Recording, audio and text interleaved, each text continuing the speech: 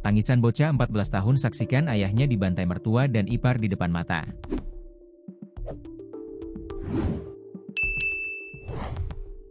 Jumat, 12 September 2025, sore, seharusnya menjadi perjalanan biasa bagi LFP, 14, yang pulang bersama ayahnya, Matsari Lekat, 29, menggunakan sepeda motor.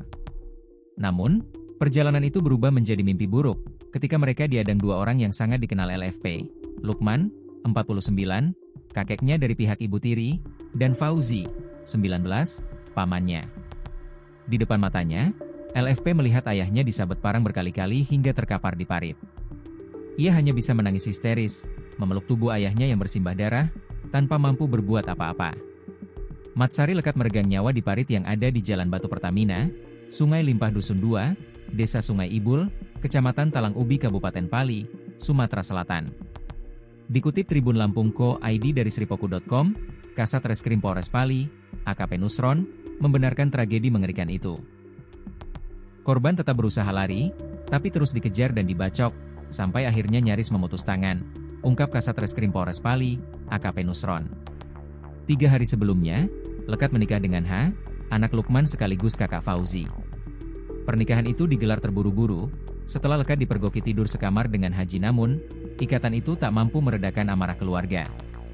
Setelah menikah, korban dinilai tidak menunjukkan itikat baik, sehingga memicu dendam mendalam, jelas Nusron. Setelah sabetan demi sabetan, tubuh ayahnya tergeletak tak bernyawa. Lukman dan Fauzi pergi begitu saja, meninggalkan LFP dengan luka batin yang sulit disembuhkan. Warga yang berdatangan hanya bisa menatap ngeri melihat bocah itu menangis di samping jasad ayahnya. Dalam ketakutan yang luar biasa, LFP berlari mencari pertolongan. Warga yang berdatangan hanya bisa menatap ngeri pada jasad yang bersimbah darah.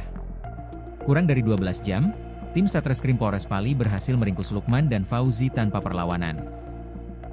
Kini, ayah dan anak itu mendekam di sel tahanan, dijerat pasal 340 KUHP tentang pembunuhan berencana dengan ancaman hukuman mati. Namun, bagi LFP, hukuman seberat apapun tak akan menghapus ingatan pahit ketika orang-orang terdekatnya sendiri merenggut nyawa sang ayah di depan mata.